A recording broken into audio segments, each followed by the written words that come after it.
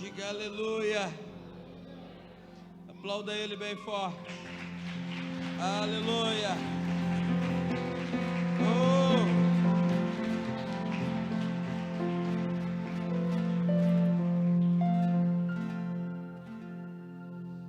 Aleluia.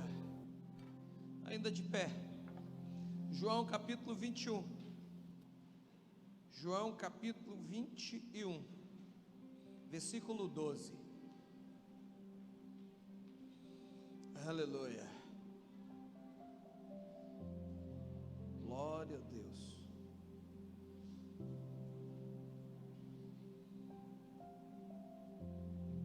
Está escrito: disse-lhe Jesus: vinde, comei.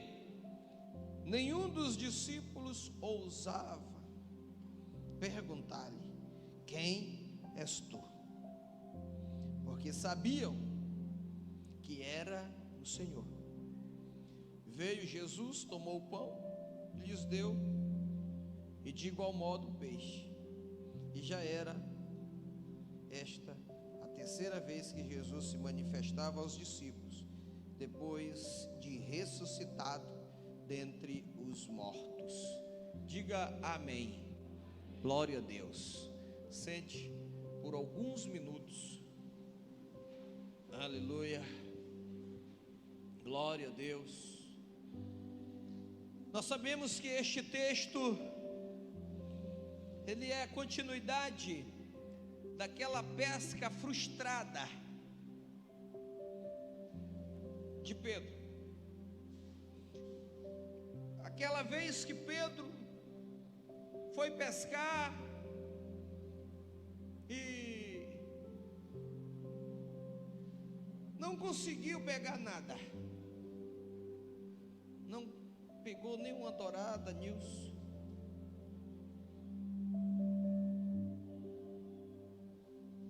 Mauro, não pegou aquele xarel. Nada. Pedro, ele tinha feito algo antes.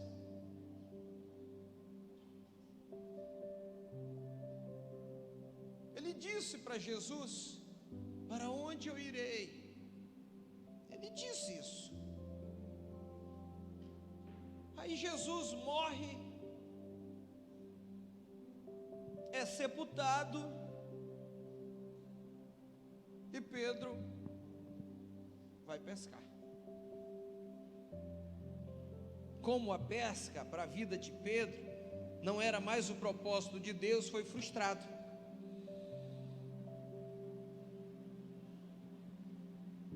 Se a pesca não era mais propósito para a vida de Pedro, Pedro só deveria pescar quando Jesus mandasse. Um dia o pessoal estava cobrando os impostos, tanto dele quanto de Jesus. E aí Jesus falou, mandou ele pescar. Ele foi lá e pegou um peixe, né? Descobri que Jesus tinha cofre. Jesus tinha cofre. Deu a chave para o Pedro. Pedro vai lá, abre o cofre, paga o meu e o teu. Isso aconteceu. Pedro pescou, pegou um peixe, estava lá o denário dentro, pagou o imposto do Pedro e de Jesus. O cofre do Senhor.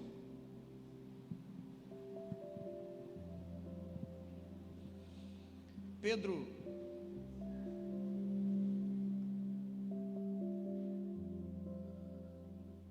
ao invés de ir para a praça, de convocar os discípulos e de falar uma hora ou outra ele vai aparecer aqui, Pedro foi pescar. Como diz o texto, essa já era a terceira aparição.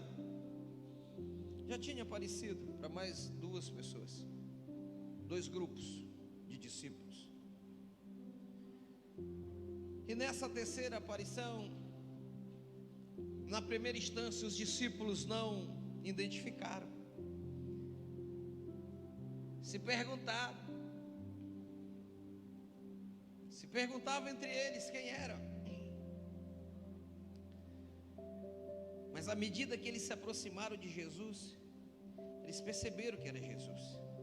Enquanto estava no barco havia dúvida, Quando saíram do barco, desceram do barco, Pedro veio no braço. Na realidade, o João reconheceu, e daí o Pedro veio depois no nado, e eles estavam ali na praia. Ninguém queria perguntar quem era Jesus. No início havia uma dúvida dentro deles. Quando eles se aproximaram, e eu quero que você entenda isso, realmente eles descobriram que era Jesus. Sabe quando nós vamos verdadeiramente conhecer Jesus? Quando a gente deixar de fazer o que a multidão fez e fazer o que os discípulos fizeram. A multidão se distanciava. Agora os discípulos, eles se aproximavam. À medida que nós tomarmos essa mesma atitude de se aproximar de Jesus, nós iremos conhecê-lo, nós iremos reconhecê-lo. O texto diz que nenhum deles queria perguntar: quem és tu? Nenhum deles ousavam perguntar: quem és tu? Porque sabiam que era o Senhor. A aproximação fizeram eles descobrir isto. Ao certo, ele deu pão, peixe para os discípulos, e aqui houve uma conversa em especial para com Pedro. A conversa especial para com Pedro foi: Pedro, tu me amas? Pedro responde: sim, claro. Apacenta as minhas ovelhas. Se fosse hoje, se fosse aqui, apacente, cuide das minhas células, cuide dos meus discípulos, apacenta as minhas ovelhas. Uma, duas, três vezes a mesma história: Pedro, tu me amas? Sim, eu te amo.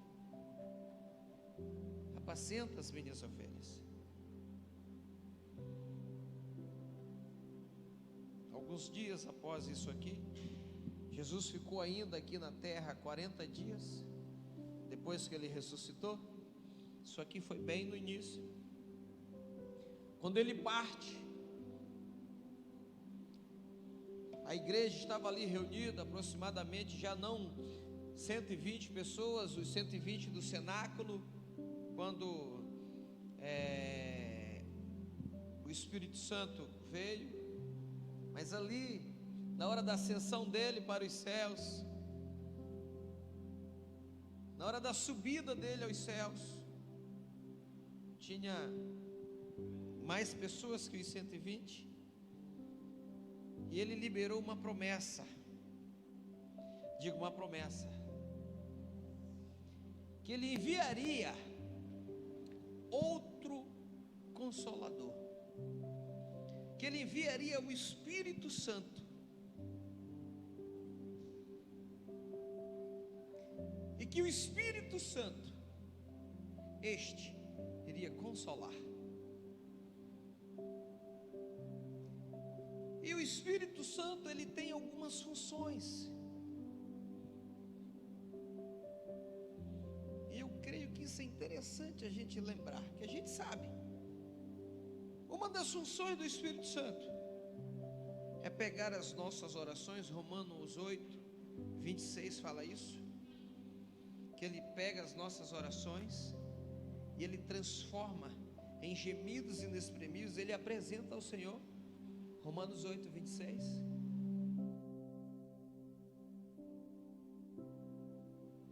Também o Espírito semelhantemente existe em nossas fraquezas, porque não sabemos orar como convém, mas o mesmo Espírito intercede por nós, sobremaneira com gemidos inexprimíveis. Nem orar a gente sabe, nem orar nós sabemos.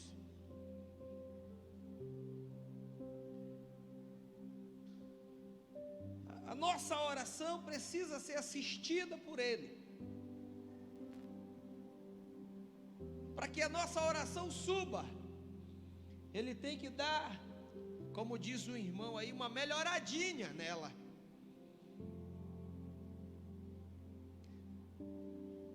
Jesus foi, mas deixou o Espírito Santo aqui. Diga comigo: Pai, Filho e Espírito. Houve uma época que a atuação do Pai era tremenda na terra.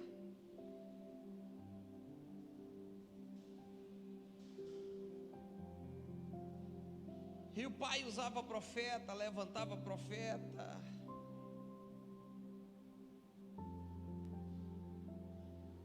Passado muito tempo, veio o Filho, Jesus. Passou 33 anos aqui na terra. Na sua ascensão, na sua subida aos céus, Ele disse: eu vou enviar o Espírito Santo. Eu vou subir aos céus, para o lado do Pai, mas o Consolador, Ele virá, o Espírito Santo. Ele vai nos ensinar a orar, pegar nossas orações com gemidos inexprimíveis e vai levar ao Senhor. A Bíblia diz que Ele também convence o homem do pecado. Quem convence não é o pastor. O Espírito Santo aquebranta o homem, o ser humano. Quem quebranta não é o pastor. Pastor nenhum faz ninguém chorar. De vez em quando uns faz chorar de raiva. De vez em quando tem gente chorando de raiva aí. Mas de aquebrantamento é o Espírito Santo. Ele é o nosso auxiliar aqui na terra. Eu falei ontem no trilho o seguinte, que a ação do Filho, a ação de Jesus Cristo, um dos membros da Trindade, aqui na terra, a sua presença foi física, se tocava em Jesus. Jesus era visível. Quando Ele subiu aos céus, alguns dias depois veio o Espírito Santo, e Ele está conosco, só que não é visível. E aí é onde nós temos que entender que a fé é a certeza das coisas que não se vê. A ação do Espírito Santo hoje, ela é tão importante para a nossa vida quanto a de Jesus aqui na terra. Cada um tem uma missão. A de Jesus foi pagar o preço da cruz por mim. A do Espírito Santo é me assessorar, é me orientar, é me guiar, é me ajudar. Só que geralmente a gente negligencia o Espírito Santo. Israel negligenciou com Jesus. Nós não podemos negligenciar com o Espírito Santo. Israel deixou Jesus de lado, crucificou Jesus, rejeitou Jesus. Nós não podemos rejeitar a ação do Espírito Santo. É Ele que converte, que aquebranta. Aí você está aí de repente, querendo que Deus faça a obra na vida do esposo. Seja ele crente, servo ou não, o coração dele está na mão do Espírito Santo. Se é o Espírito Santo que a quebranta, que faz a obra, que convence. Às vezes a gente quer convencer alguém, só que o convencimento humano, ele é de curta duração. Agora, do Espírito Santo não, a mudança, a transformação para a vida inteira. Fica a dica aí, tanto para homens quanto para mulheres, casais, pais, filhos, que quanto mais eu discuto, quanto mais eu usar um termo bem comum, brigo, é pior. Porque antes de falar para o esposo, eu tenho que pedir para o Espírito Santo fazer a obra. Porque eu não vou fazer, por mais que eu tenha, olha, acompanhe comigo esse raciocínio. Você que é casado, quantas vezes você estava certo? E aí você foi lá para o esposo ou para a esposa e brigou, falou, você estava certo. O esposo ou a esposa do outro lado até sabia que estava errado, mas ficou lá, você brigou, falou. Uma semana depois, ele estava fazendo a mesma coisa, mas você estava certo. Mas uma semana depois, ou o filho, ou o esposo fez a mesma coisa, você estando certo. Você foi, falou, tem razão. Só que você não muda ninguém. Você não consegue nem se mudar. Você já viu que tem um bocado de coisa que você não queria em você, que está aí até hoje? Tem coisas que eu não gosto em mim, tem coisas que você não gosta em você. Seja franco. Tem hora que você fez borrar. Meu Deus, não era para ter feito isso. Talvez você fez isso hoje. Tem atitudes na sua vida que você mesmo reconhece que tem que mudar, mas você não consegue mudar. Sabe quando você vai mudar? Quando você pedir para o Espírito Santo fazer a obra. Quando você pedir para o Espírito Santo transformar. Porque o teu coração está na mão. Se o Espírito Santo tem teu coração.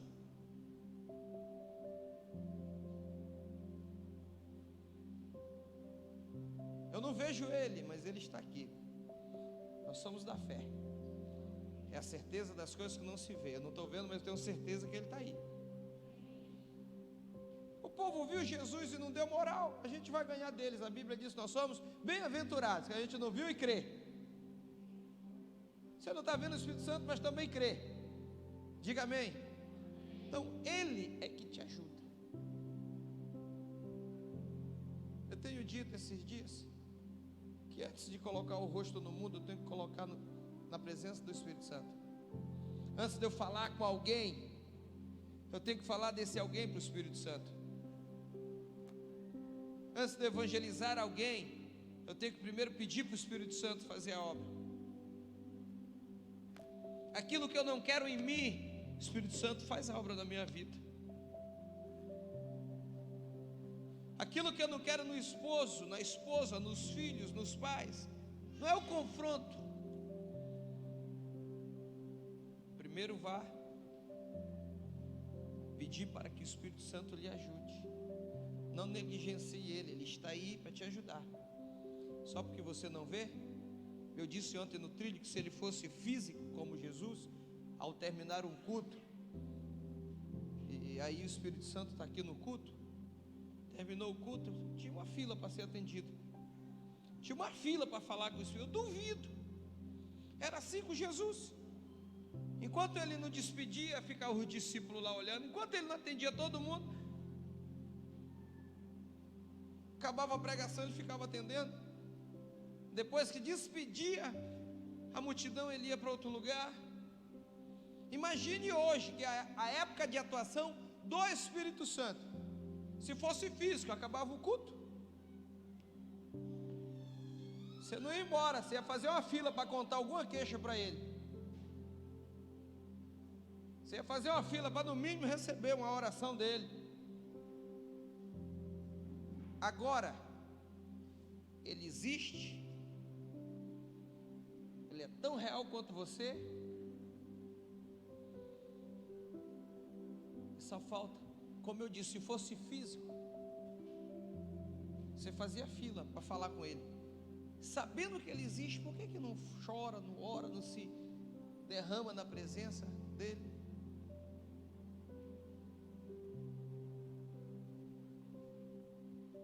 Eu creio que é tempo da gente se derramar na presença dEle. Semana passada, no discipulado, nós falamos sobre paixão pelas almas, que nós precisamos amar as almas. Nosso discipulado dessa semana nos ensina que além da paixão pelas almas, eu tenho que depender do Espírito Santo, que o Espírito Santo é Ele que faz a obra naquela alma que eu sou apaixonado. É o Espírito Santo que faz a obra na vida da minha paixão, das almas. Minha paixão, com a minha dependência ao Espírito Santo, a obra será completa. Não sei quanto tempo você está orando, mas quero que você entenda que até nas fraquezas Ele nos assiste em nossas fraquezas. Eu falava sobre o Isaac, quero encerrar com isso.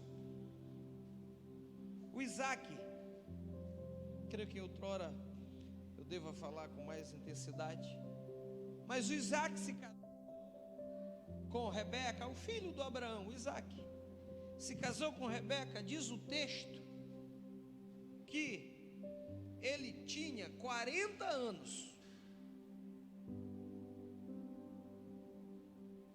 E a Bíblia diz que eles descobriram logo em sequência que a Rebeca era estéril. E depois que ele descobriu isso, foi orar, foi para a presença. Lá na frente, a Rebeca engravida. Quando o menino nasce, assim, o texto faz questão de mencionar que quando nasce o último filho, era gêmeos inclusive, quando nasceu Jacó, encerra essa história de nascimento e tudo, dizendo assim, que Isaac tinha 60 anos. Isso não é tão ruim de matemática assim. Isaac casou com 40, o filho dele nasceu com 60. 60 menos 40 dá 20. Quantos anos Isaac passou orando? 20 anos. Quando ele casou com 40. O texto diz que ele orava insistentemente. Em algumas traduções, com perseverança, permanente. O menino nasce, os dois nascem, Esaú e Jacó. Ele tinha 60 anos, 20 anos de oração. Você não tem ideia. 20 anos de oração. Quem tem 20 anos aí, levanta a mão. Olha, 20 anos, a tua vida. E assim, tem uns anos que tu nem sabe o que fez, né? Tem 20 agora, mas tem os primeiros. Eu fico vendo, esses dias eu parei para pensar nisso. Um tempo atrás eu estava comemorando 20 anos do Evangelho. Eu disse, meu Deus, a minha vida cristã, 20 anos esses dias eu comemorei. Sou novinho. Mas 20 anos, eu digo, foi esse tempo todo que o cara orou por uma causa. Queria ter um filho. Insistente.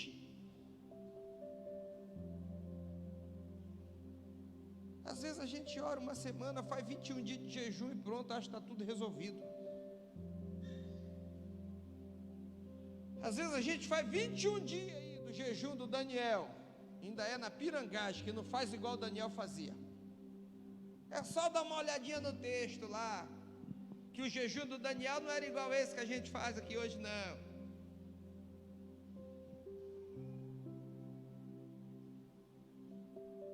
20 anos. E a gente quer resolver as coisas em 21 dias. Ainda acha muito 21 dias.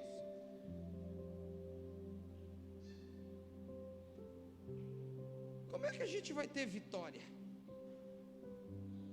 Como é que eu vou contar vitória aqui hoje na quarta, se eu não perseverar, se eu não orar, se eu não depender do Espírito Santo, que nem orar direito eu sei? Diga: oração, paixão pelas almas, dependência do Espírito Santo. Se não tiver, não vai. Tem que depender dele. Ah, pastor, o senhor está fazendo aí muita apologia ao Espírito Santo. Vamos idolatrar o Espírito Santo. Adorar ele não é erro, não. É erro adorar anjo. A angiolatria é erro. Mas você se jogar, chorar, se derramar na presença do Espírito Santo não é erro, não. Ele é o Espírito de Deus. Pai, Filho e Espírito Santo, é trindade, os três são um. É Deus.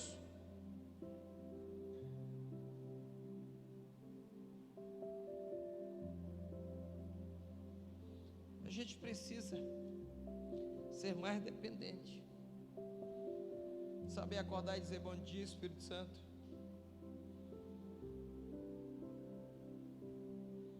E dormir. Obrigado, Espírito Santo. Boa noite, Espírito Santo.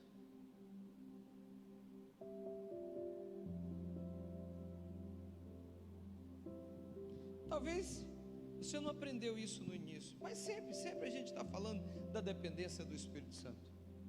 Sempre estamos falando da dependência do Espírito Santo. Eu sei, o mediador para minha salvação é Cristo. Só existe um mediador, eu sei disso, para minha salvação. Agora, se eu quero que a minha oração seja ouvida, eu preciso dele. Também o Espírito semelhantemente vos assiste. Quem assistia? Paulo falando. Quem que assistia a eles? Os discípulos, Jesus. Agora Paulo está falando: semelhantemente vos assiste em nossas fraquezas. Nos assiste em nossas fraquezas. Porque não sabemos orar como convém. Olha, quem está falando isso é o Paulo, irmãos. Quem está falando isso é o apóstolo Paulo. Se fosse alguém que não conhecesse a história, que não tivesse uma vida com Jesus, mas era o Paulo falando, é o Paulo poderoso em Cristo. Poderoso em Cristo. Cara que imitava Cristo. E com propriedade falava: sede meus imitadores. Poderoso na palavra, poderoso no testemunho, poderoso na vivência em Cristo, poderoso em viver o Evangelho, poderoso nisso. Ele diz: eu não sei orar, não sabemos orar como convém, mas o mesmo Espírito intercede por nós. Com gemidos inexprimíveis. Fique de pé no seu lugar, no nome de Jesus. A ideia é você sair daqui hoje mais apaixonado pelo Espírito Santo. A ideia é você sair daqui hoje entendendo que a todo momento do dia você precisa conversar com o Espírito Santo, que a sua intimidade tem que aumentar com o Espírito Santo, que Ele te assiste. Pastor, estou fraco. Ele te assiste nas fraquezas. Você não está só, não. Ah, o pastor não veio me visitar, mas o Espírito Santo está aí, ele te assiste. Ah, mas eu queria o pastor. Irmão, entre o pastor e o Espírito Santo, quem resolve a tua vida é o Espírito Santo. Deixe de ser carnal. Comece a ver as coisas com os olhos da fé. Seja espiritual. Feche os teus olhos. Coloque sua mão à altura do seu coração.